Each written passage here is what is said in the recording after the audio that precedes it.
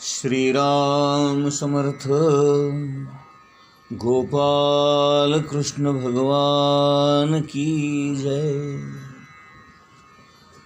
ज्ञानेश्वर महाराज सांगतायत, या जगामध्ये ज्याचं ज्ञान करून घेणं योग्य आहे अशा त्या परमात्म्याचं ज्ञान एकदा का आपल्याला झालं की बाकीच्या ज्ञानाची काहीच किंमत राहत नाही. किंवा ज्याला आपण ज्ञान समजतो ते प्रत्यक्षात ज्ञान नसून ते अज्ञानच आहे. फक्त भगवंताविषयी जे काही आहे त्यालाच ज्ञान असं म्हणतात. आणि आत्मज्ञान करून घेणं म्हणजे त्या भगवंताविषयीची जाणीव करून घेणं, जागृती करून घेणं आणि मनामध्ये तोच आहे आणि त्याच्यामुळेच या सगळ्या गोष्टी घडतात हा भाव दृढ करून घेणं. आता आपण ओवी क्रमांक 149 बघूया. जववरी अर्जुना तो बोधू भेटे ना मना, तवची यया साधना भजावे लागे. इथे भगवान श्री गोपालकृष्ण अर्जुनाला सांगतायत, अर्जुना, जोपर्यंत एखाद्याला आत्मज्ञान होत नाही, त्या भगवंताविषयीचा बोध होत नाही, तोपर्यंत त्याला साधन करावं लागतं, तपश्चर्या करावी लागते आणि भगवंतमय व्हावं लागतं. आता गीतेमधला पुढचा 19वा श्लोक आपण या अध्यायातला पाहणार आहोत. तस्मात् असक्तः सततं कार्यं कर्म समाचर, असक्तो हि आचरन् कर्म परम आप्नोति पुरुषः. तस्मात् असक्तः सततं कार्यं कर्म समाचर, असक्तो हि आचरन् कर्म परम आप्नोति पुरुषः. तस्मात् असक्तः सततं कार्यं कर्म समाचर, असक्तो हि आचरन् कर्म परम आप्नोति पुरुषः. आता या श्लोकाचा अर्थ आपण बघूया. म्हणून कर्मफलांवर आसक्ती न ठेवता मनुष्याने कर्तव्य म्हणून कर्म केले पाहिजे. कारण अनासक्त होऊन कर्म केल्याने त्याला परमेश्वराची प्राप्ती होते. भगवान श्रीकृष्ण अर्जुनाला सांगतायत, अर्जुना, म्हणून त्या अर्थी आसक्तीरहित होऊन नेहमी जे आपल्या वर्ण आश्रमाप्रमाणे जे विहित आणि नित्य कर्म असतं ते तू अवश्य केलं पाहिजेस. कारण फलामध्ये आसक्त न होता कर्म करणारा, ईश्वरार्पण बुद्धीने कर्म करणारा पुरुष हाच चित्तशुद्धीच्या द्वारे मोक्ष प्राप्त करून घेण्यास अधिकारी होतो. आता या श्लोकाचं महत्त्व असं आहे की भगवान श्रीकृष्ण इथे स्पष्ट सांगतायत, निश्चितपणे सांगतायत की तुझ्या वाट्याला आलेलं कर्म तू कर आणि कर्म केल्यानेच तुला परमात्म्याची प्राप्ती होणार आहे. लोकमान्य टिळकांनी हाच श्लोक आपल्या गीता रहस्यावर घातलेला आहे.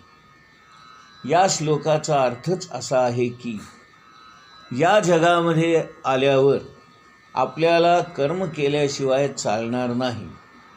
कर्म तर करायलाच पाहिजे, पण ते करत असताना फळाच्या आणि कर्माच्या फळाच्या अपेक्षाकडे लक्ष न देता माझ्या वाट्याला हे कर्म आलेलं आहे आणि हा माझा स्वधर्म आहे, वर्ण आश्रमानुसार तो मला प्राप्त झालेला आहे, अशी बुद्धी ठेवून आपण जर कर्म केलं तर आपल्याला परमात्म्याचं ज्ञान होण्याची शक्यता जास्त आहे.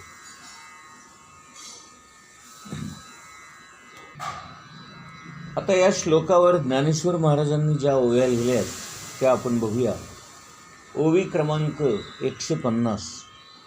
म्हणोनी तू नियतू सकळ काम रहितू, होऊन या उचितू स्वधर्मे रहाटे.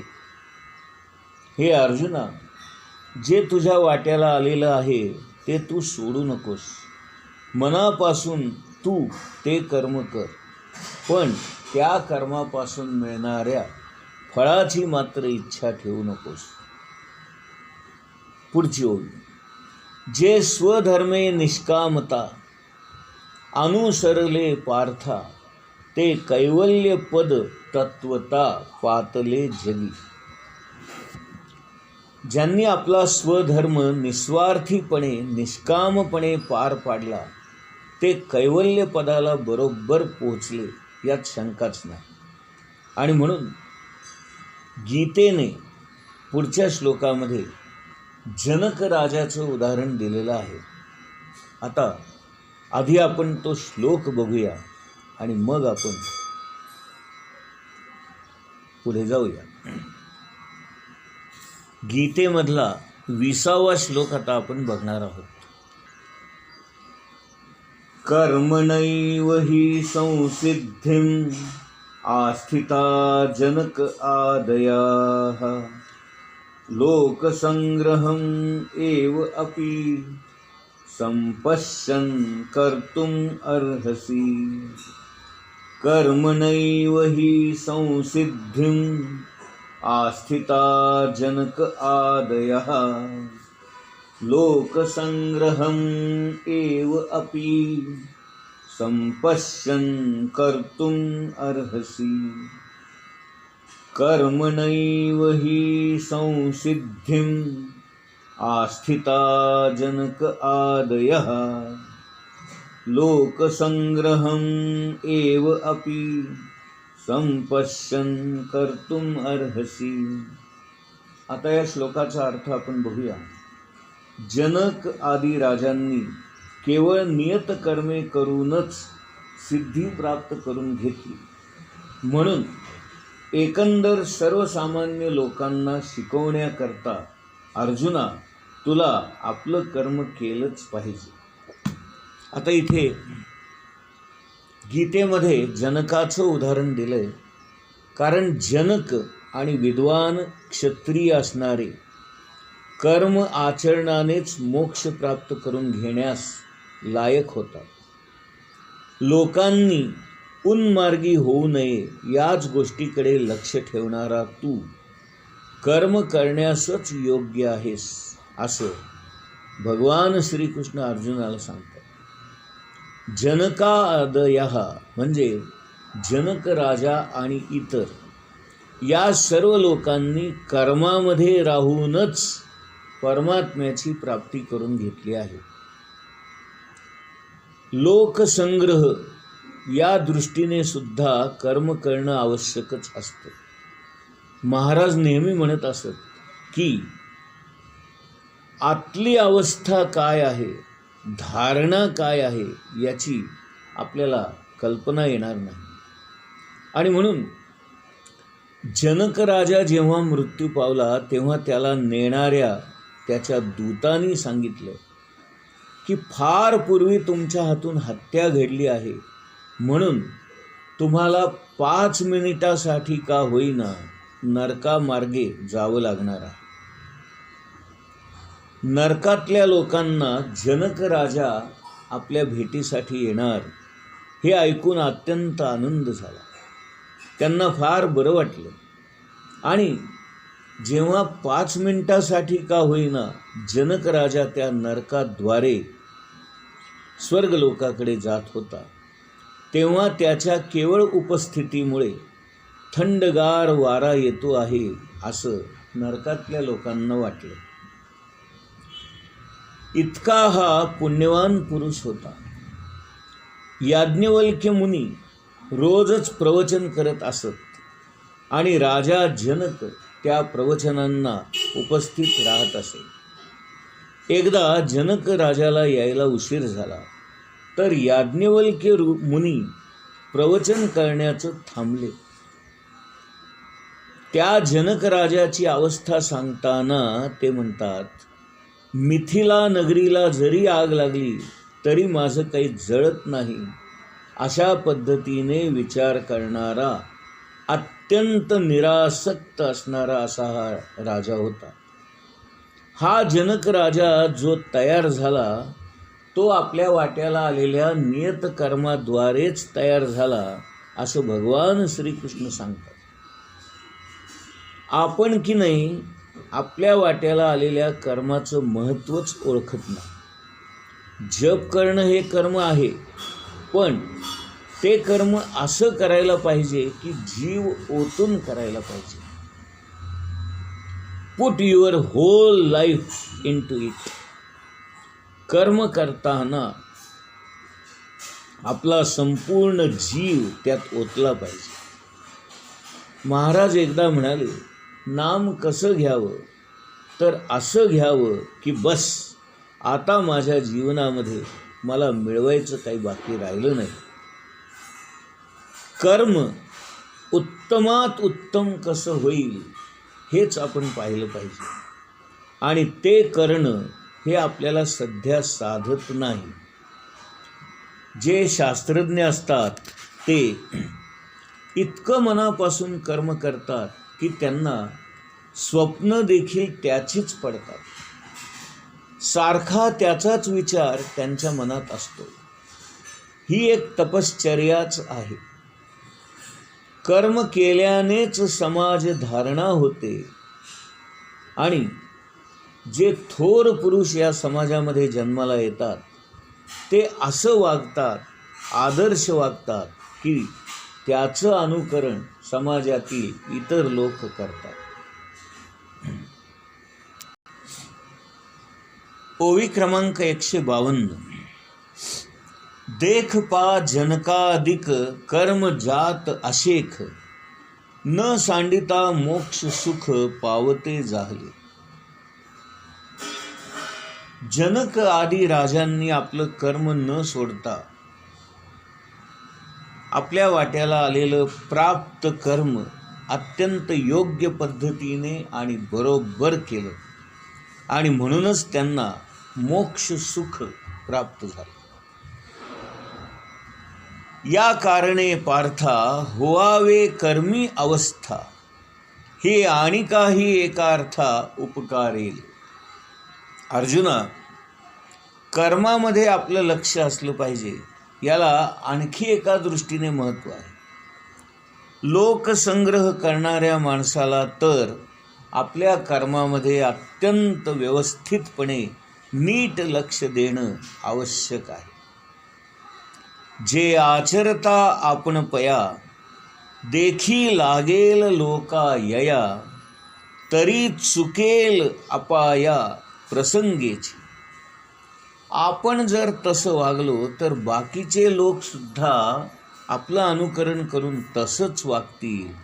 या अर्थाने सुद्धा राजाला आपल्या वाट्याला आलेलं कर्म अत्यंत योग्य पद्धतीने करणं आवश्यक असतं, आणि ते समाजासाठी उपकारक असतं आणि आवश्यक असतं.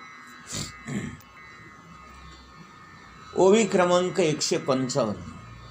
देखे प्राप्तार्थ जाहले, जे निष्कामता पावले, तयाही कर्तव्य असे उरले लोका लागी. प्राप्तार्थ याचा अर्थ भगवंतांना, ज्यांना भगवंताचं ज्ञान प्राप्त झालेलं आहे, जे निष्काम झाले आहेत, त्यांना केवळ लोकांकरताच आता कर्तव्य उरलेलं असतं. ही ज्ञानेश्वर महाराजांची अवस्था आहे. देखे प्राप्तार्थ जाहले म्हणजे ज्यांनी कुणी आत्मज्ञान प्राप्त करून घेतलं आणि त्याच अर्थाने ते आता जगत आहेत. ज्यांच्या मनामध्ये निष्कामता प्राप्त झालेली आहे त्यांना आता फक्त लोकांसाठीच, लोकांपुरतंच कर्तव्य उरलेलं असतं असं ज्ञानेश्वर महाराज मानतात. तस्य कार्यं न विद्यते असं असून सुद्धा कर्तव्य हा शब्द त्यांनी मुद्दाम घेतला आहे. म्हणजे ज्ञानी माणसांना सुद्धा लोकांकरता काही कर्तव्य कर्म करावी लागतात हे त्यांना आपल्याला सांगायचं. इथे आणखीन एक ते महत्त्वाचं आपल्याला सांगतात की आज तुम्ही जे काही आहात ते बनण्यासाठी समाजाची आपल्याला मदत झालेली असते. समाजाचं हे आपल्यावर ऋण असतं आणि म्हणून समाजाचं ऋण फेडण्यासाठी आपण लोकांना आदर्श मार्ग दाखवायला पाहिजे आणि तो दाखवण्यासाठी आपण स्वतः तशा आदर्शाने वागलं पाहिजे. हे कर्तव्य कर्म म्हणून करायला पाहिजे. एखादा माणूस आहे, त्याला विद्या नाही, धन नाही, शरीर बळ नाही, सामर्थ्य नाही, त्याने काय करावं बरं? तुम्ही बसल्या जागी मनातल्या मनात इतरांचं कल्याण होवो असं नुसतं चिंतन तरी करू शकता. अहो, हे जरी केलं तरी तुमचे जगावर फार मोठे उपकार होतील. गोपाल कृष्ण भगवान की जय.